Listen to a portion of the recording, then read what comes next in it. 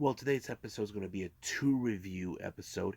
The first one is going to be by Japanese promotion GLEAT, which is a past event back in December with the G Pro Wrestling version 14, I believe, that took place on December 18th of 2021. And of course, we're going with day 5 of the New Japan Cup. Who advances in the New Japan Cup? What other things are going to be taking place? So, we're going to review, discuss, and talk about it on this episode of the Leader Wrestle Zone.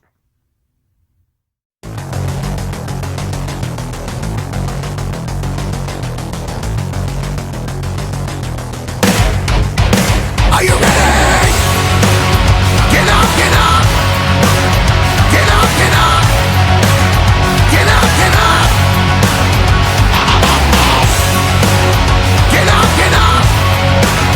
Get up, get up! Get up, get up!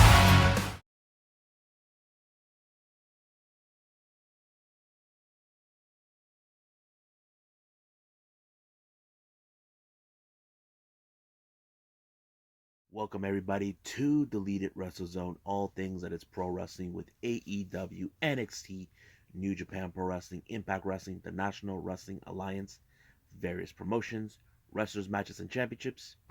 I am your host, J. Rod here. So, let's do this right now with Japanese promotions. As you know, we got the first one, GLEAT, which is GLEAT, GLEAT or whatever it's called. But this is one of their events from last December on the 18th of 2021.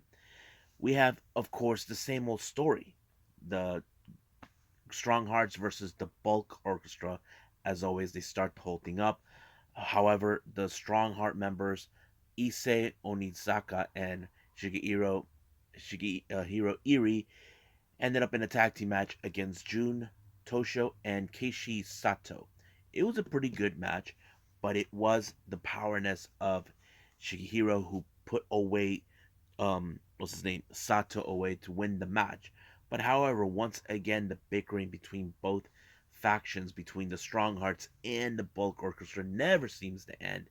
So becomes a war between who is the dominant faction.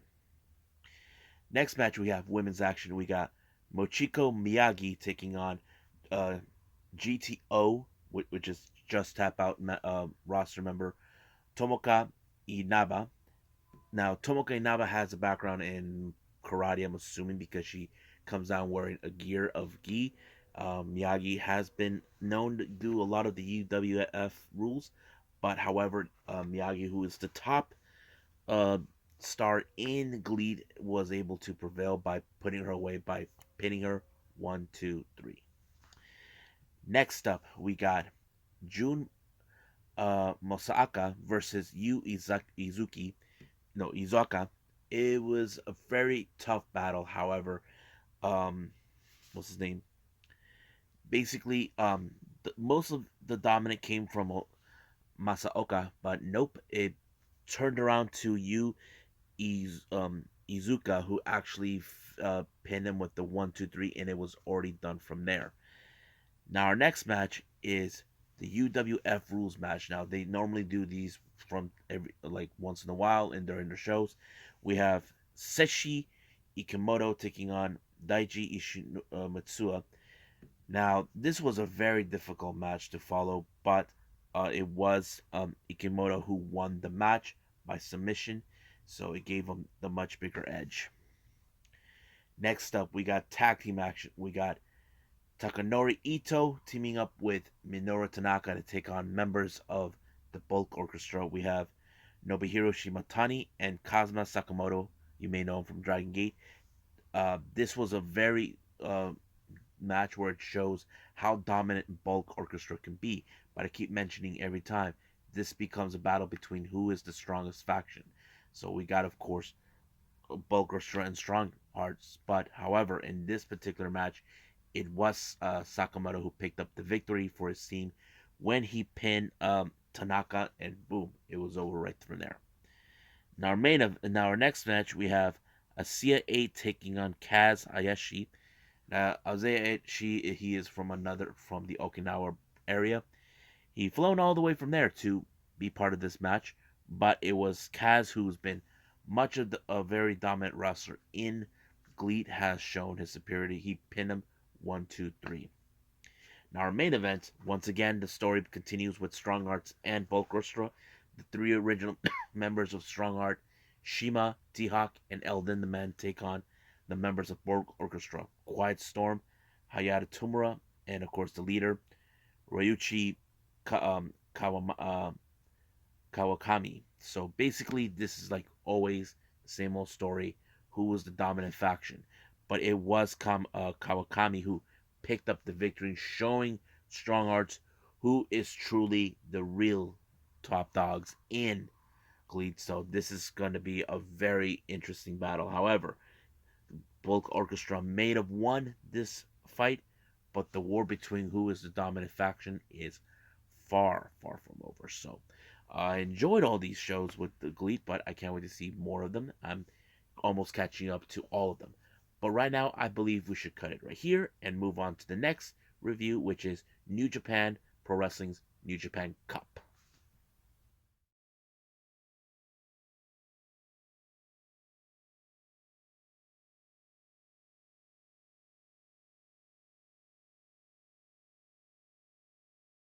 Okay, so the last review I got for all of you is New Japan Pro Wrestling with day 4 of the New Japan Cup. Now, we have 3 interesting matches that took place prior before 4 of the second round matches. So let's start with those. First one is a 6-man tag team match. We got Suzuki Goons, Doiki, Taichi, and Zack Sabre Jr. Now, however, I will explain something about this very interesting.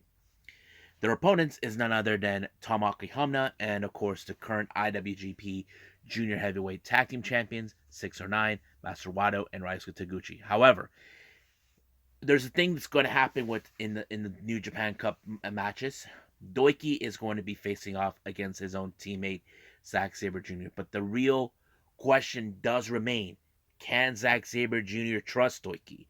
Now, Doiki, I have seen him how he is when it comes to facing his opponent, even if it's his own teammate. But that's the thing of the beauty of it. But however, they were able to. It was Taichi that was able to pick up the victory. But however, in the interesting match after the match, um, looks like Doiki wanted to beat the shit out of Zack Sabre Jr. So that kind of puts it in a perspective that he wants to win so bad. I know Doiki's a very capable wrestler. Everybody loves Doiki, what he can do, but can he beat a guy like Zack Sabre Jr.? But we'll find out in day 5. Hopefully, that's the match we're going to see. Next match, we got the House of Torture. We have Dick Togo, Sho, and Evil. No Yujiro Takahashi for some odd reason. Their opponents is none other than their long adversaries, Chaos, Yo, Hiroki Goto, and Kaguchika Okada. Now, the reason I say this, it's always been the same old story with Chaos. As you know, Evil and Kaguchika Okada had faced before. This is like 2 years ago when Evil actually defected. And of course, Sho and Yo, you know their history. But however, it was Hiroki Goto that picked up the victory when he took out Dick Togo. While everybody else watches, that's what happens. Now our last match for this before the second round matches, we have United Empire, Great Khan, Aaron Hanare, and Will Ospreay taking on Lij's Bushi, Shingo Takagi, and Sanada. Now you know how this has been.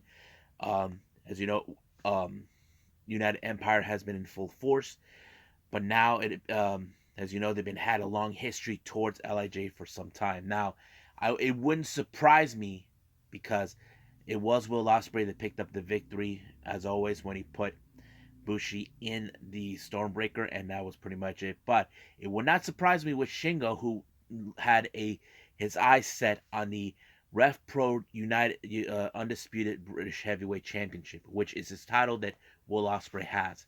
Now, if I was Shingo, I would definitely travel to London to face those because only Rev Pro sanctions those titles. But we'll see what happens then. Now, our next matches are the second round matches of the New Japan Cup.